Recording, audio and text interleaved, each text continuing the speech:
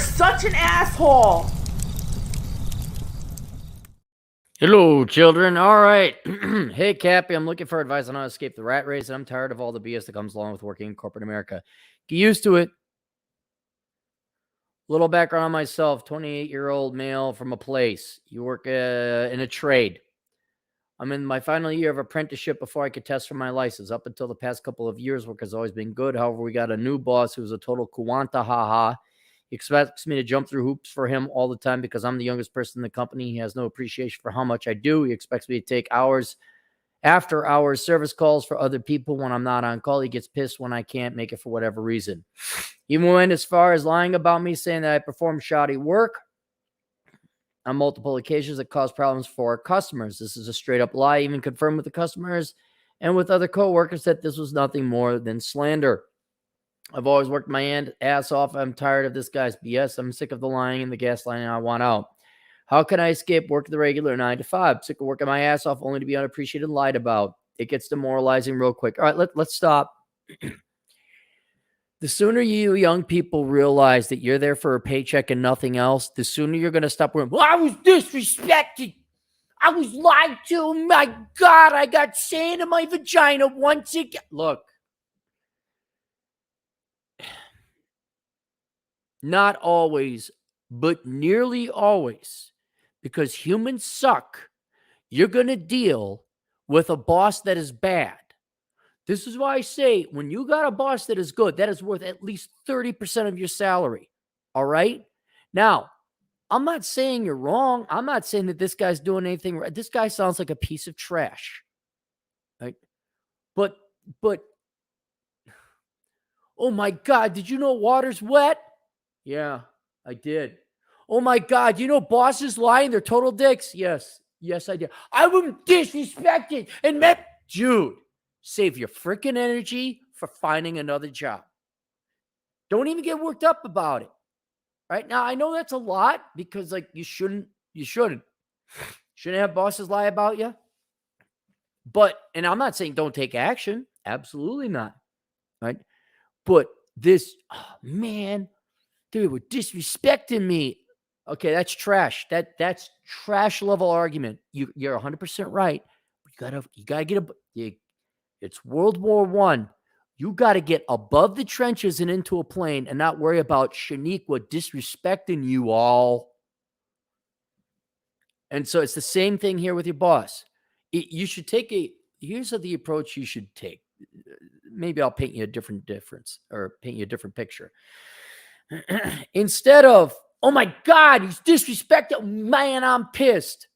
Your boss lies to a customer. It's very interesting you lied about me. Huh. And then without getting agitated or annoyed, without getting emotional, say, what are my options on the table? Which are the exact same options on the table, except instead of freaking out and getting pissed off, you've calmly assessed the situation, and now you're even more determined to get this guy out of your life. All right? So we don't need the emotional stuff. Set that aside. We don't need that. It's not helping you. Save it for improving your life and getting from out underneath this guy.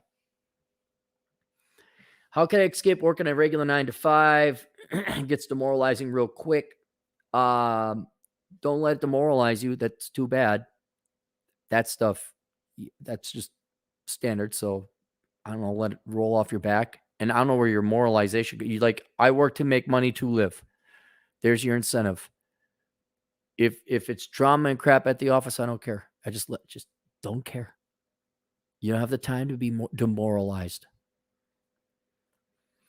I'm also sick of working to pay for all the student loans of all the spoiled assholes of my generation went to college for degrees that aren't tenable in the real world. Is that still a thing? Are they allowed to be paid off?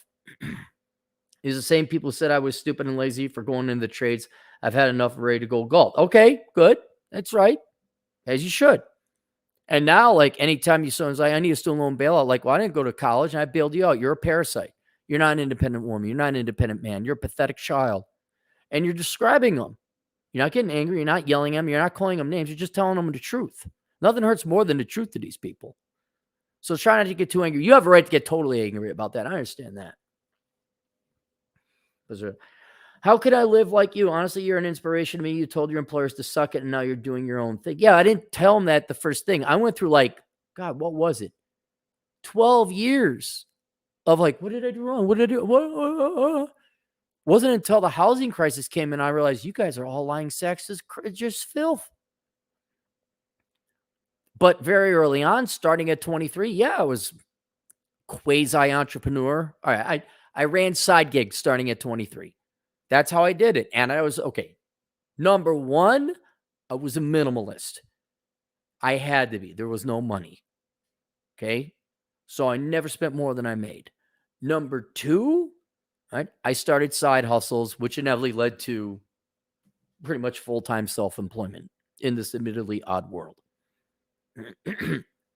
Number three, I got into housing early on, which may not be an option for a lot of young people today, but that's how I was able to do that. But it was living cheaply, living in basement. I mean, yeah, I had a house, but I lived in a basement, rented out the upstairs. I guess rental income, renting to buddies. But nowadays, depending on the city and state you're in, I wouldn't be a property owner because you don't own your property. Can't rent it out. So you got that.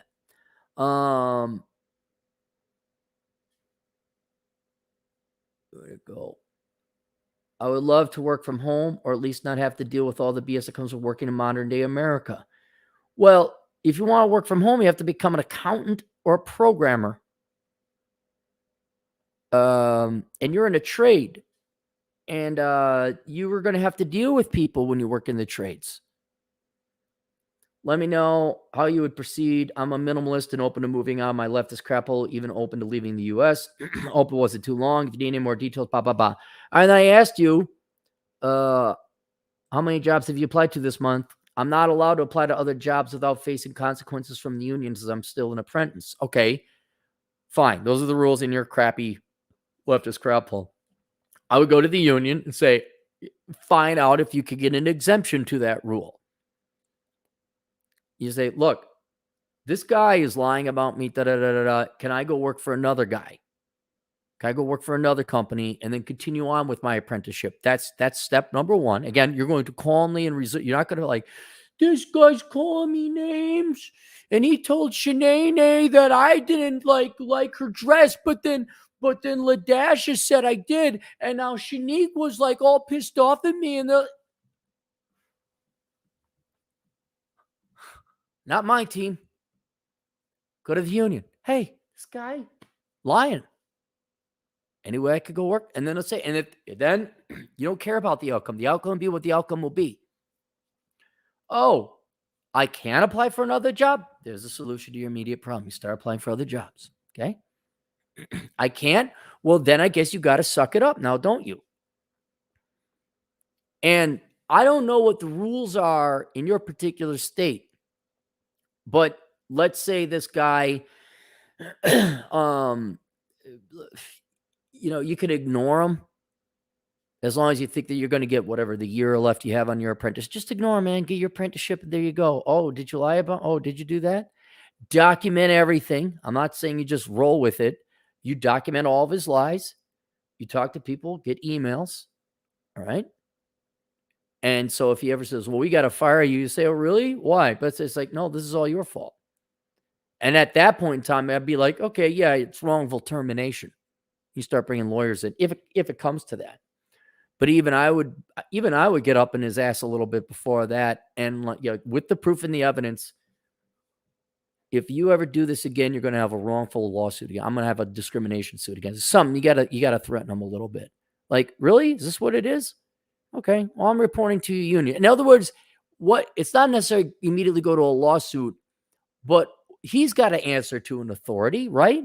He's got to answer to someone. Who is that authority?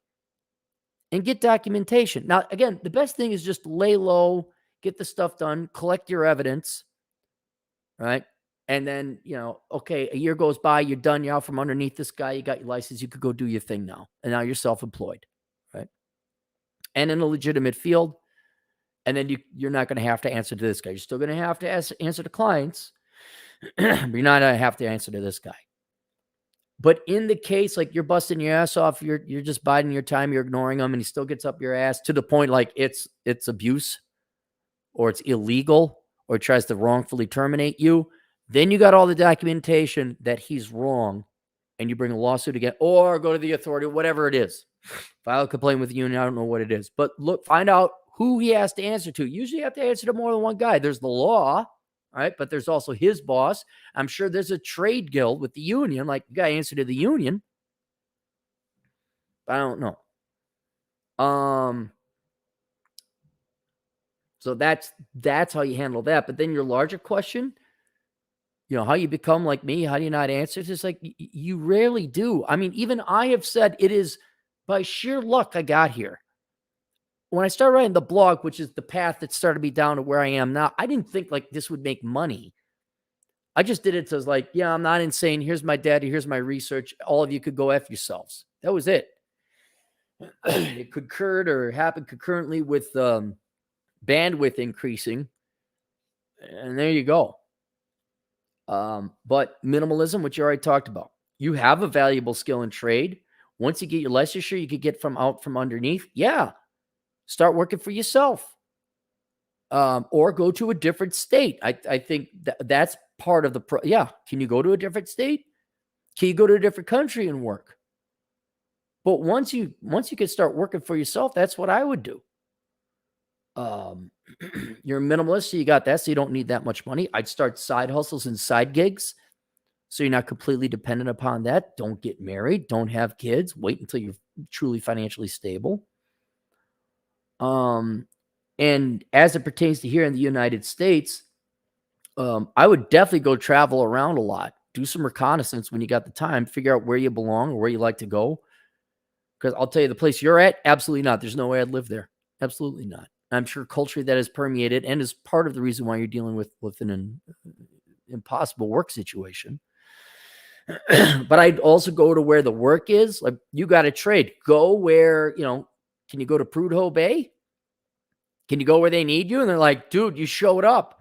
Oh my God. And now you don't have to deal with politics or Vinny over at the union. Hey, Bobby. Oh, hang on. The new guy didn't suck our dicks. You got to suck a dicks, otherwise you don't get your license. All right? I can safely say you're in the East Coast, right? No offense to Italian. That's my corrupt union boss impersonation. But like, can you go to like Florida? You go to Texas where people are, it's actually growing and people need people. So that's going to be reconnaissance. But for right now, yeah, don't spend a lot of money. Get your licensure as quickly as possible. Find any other option you can to get your licensure, get out from underneath this guy. Quickly get the self-employment as possible.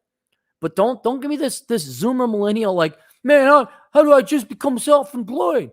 I need to just go to the self-employment switch and say, oh my God, look, there was this self-employment switch in my house this entire time. Flip. Hey, all my douchebag bosses went away. You get to suck dick for a little bit. You get to kiss ass.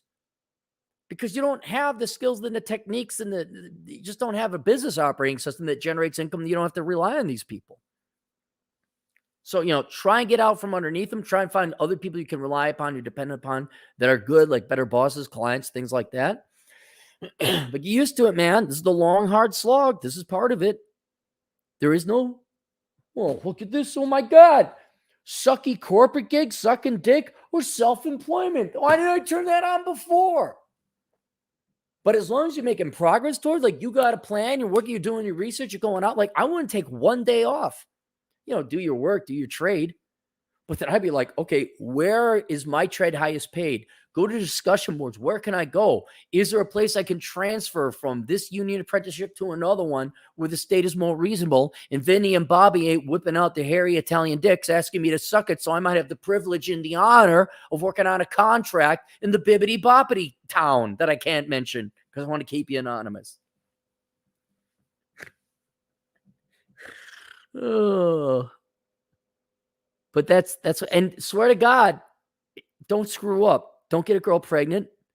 Don't take on more debt than you could afford. You're a minimalist, so that's good. But swear, don't get embroiled with a girl who also know now you got a kid. Now you can never leave Bibbity Boppityville. Oh God, where is he? He's in Bibbity Boppityville. Why? Because he got knocked up a girl. Oh no, that poor guy. He's stuck in Bibbidi Boppityville. Isn't that where everyone has to suck the union dick in order to get the $30,000 a year job? Yes, yes, it is. Oh man, that's too bad.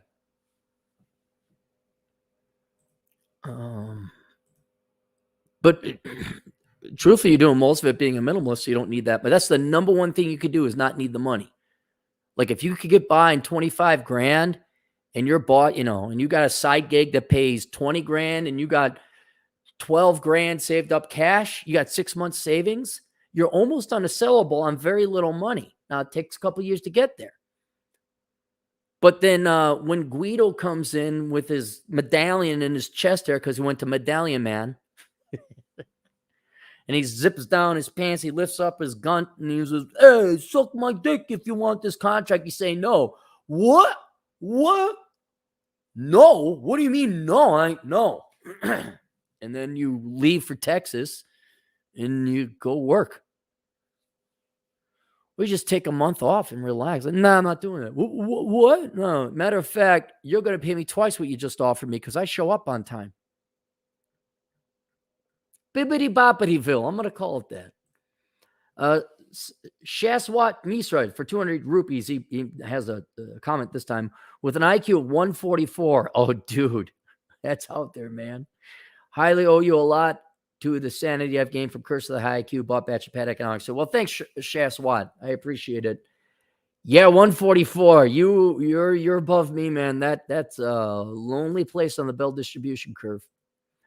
Woo lad, $5. Thinking of buying rental property in Phoenix, but the price to rent is too high and it's all negative constant cash flow property. There's your answer. Why would you buy a negative cash flow property? Can you still escape with real estate? Well, if you live there, then the rent subsidizes you. But if you're just like looking to invest in real estate and make a profit, yeah, very rarely is there a place to make profit. The foremost expert and authority on that is Jason Hartman. I tune into him. I'd even subscribe to whatever service he has if you're really serious about it. Even call him, and he might cost a pretty penny, but see if he consult you. Tell him I sent you. But Jason Hartman, he's the foremost expert on rental property in the United States. He knows where to go to find that's his thing. Like, where's rental real estate profitable? But if it doesn't cash flow, it's not worth it unless like you live there and the rent you would have saved otherwise, plus your rental income is cheaper than what you'd be paying for rent else places. So